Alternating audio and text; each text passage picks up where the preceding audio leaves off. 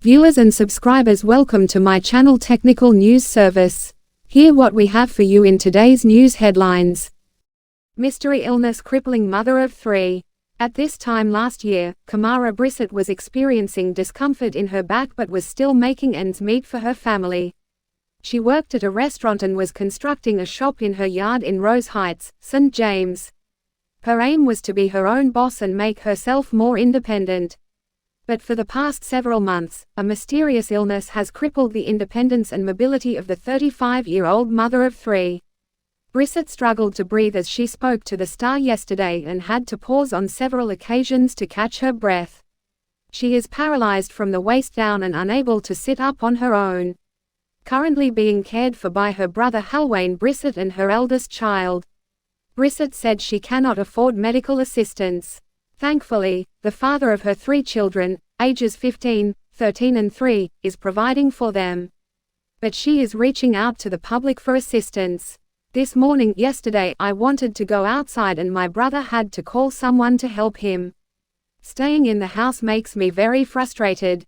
Sunday gone I feel like I was going to die, honestly.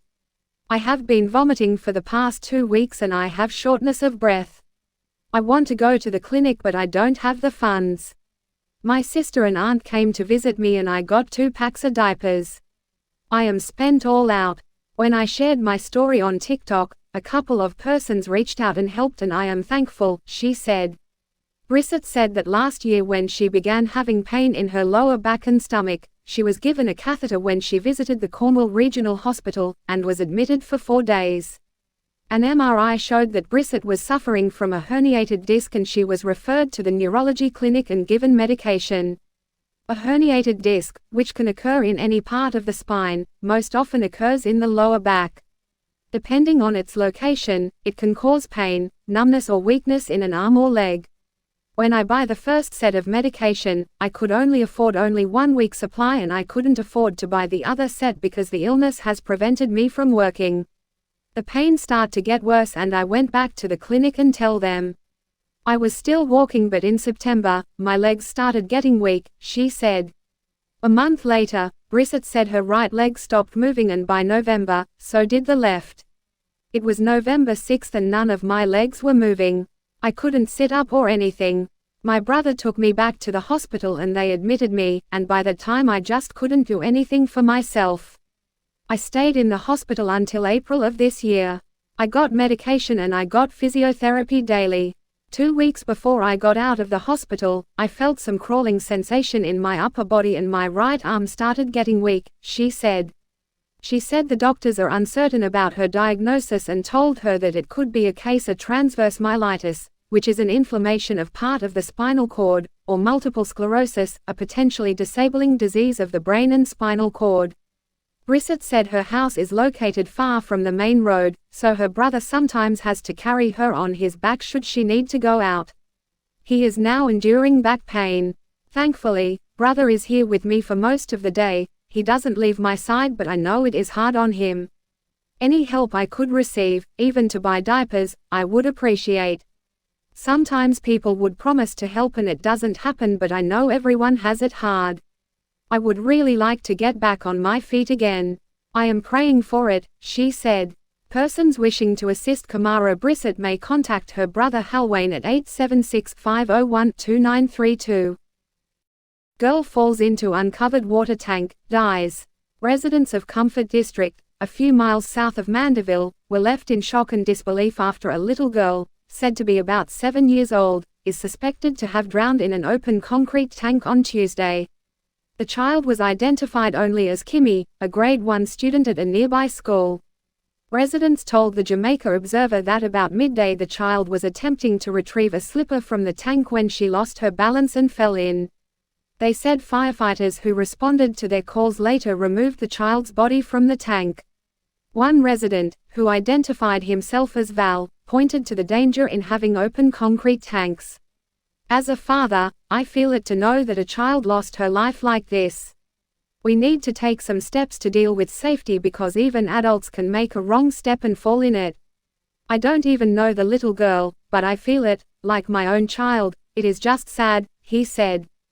From now on we have to take things more seriously. This tank, it has to be covered now, whether water in it is used for feeding animals or plants," he added. Another resident who asked not to be named said she knew the child well. "She is just 7. She just graduated from basic school and started grade 1, the woman said. Mother is always around her 4 children no matter if it is day or night. She just got a job and had to leave the children in the care of somebody else," one resident said. "If me did know say she wanted somebody to keep the children, I would have done so," added the resident. Residents claimed the children were left by their mother in the care of her spouse. But it was unclear if the little girl and her siblings were being supervised in the moments leading up to the suspected drowning. Workers from the Child Protection and Family Services Agency visited the community on Tuesday following the incident. On September 18, 2020, there was the suspected drowning of Nadja Smith, 19, a pregnant woman in the neighboring community of Settlement. Smith, who was visiting her boyfriend in the community, fell into an open concrete water tank while seeking cover in bushes during an attack by gunmen. Al J. Green, 20, was killed by gunmen in the attack. Body of 54-year-old St. Elizabeth man retrieved from sinkhole. Following almost 16 hours of efforts to remove the body of Howard Smith, 54, from a sinkhole in Claremont, North St. Elizabeth, residents and the police retrieved the man's body on Wednesday. Head of the St. Elizabeth Police Acting Superintendent Coleridge Minto, who was among those assisting in the retrieval from the 50 feet deep sinkhole, said Smith's body was spotted by residents about 6 p.m. on Tuesday. Journalist was told that Smith was reported missing on Sunday. Minto said the police didn't suspect foul play. Body, severed head, found in Kingston. The body of a man with his head severed was found by police on Barnes Avenue in Kingston 13 Wednesday morning. The body was still unidentified up to press time Wednesday evening, police said. It was reported that around 9:20 a.m., police, acting on information, went to the location where the body was found wrapped in a white tarpaulin. Its head was severed and placed beside it, also on a piece of white tarpaulin. The body, the police said, was clad in black and blue checkered underpants, barefooted, about 5 feet 8 inches tall, appearing to be in its early 30s and of a medium build. It sported a cornrow hairstyle and had its hands bound in front of it with a black electrical cord. The scene was processed, and the body removed to the Kingston Public Hospital, where it was confirmed dead. It was later transported to the morgue pending a post-mortem examination. Lifeguard charged with brother's murder gets $600,000 bail. A St. James lifeguard accused of choking his brother to death was granted bail in the amount of $600,000 following an application by his attorney in the St. James Parish Court on Wednesday. Dalendo Bailey, 24, of a Catherine Mount, St. James address, has been charged with the murder of 30-year-old O'Shane Bailey. Wednesday was his first court appearance.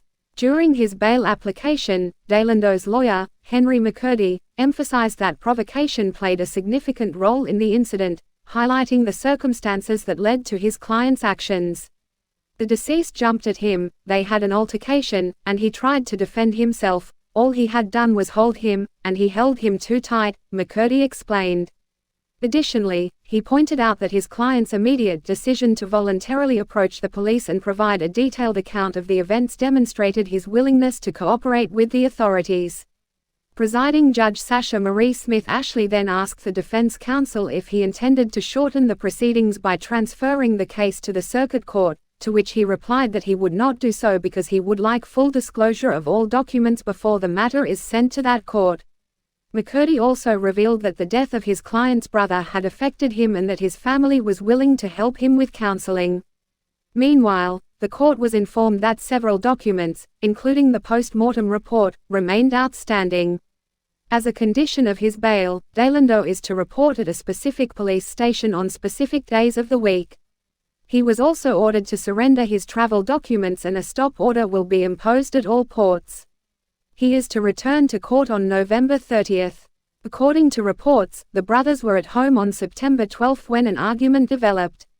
It escalated into a physical altercation where it is alleged that Dalendo choked his brother until he became unresponsive. O'Shane was taken to hospital where he was pronounced dead. Dalendo reported the incident to the police which led to his arrest. court hears Maitland had no clothes for hearing.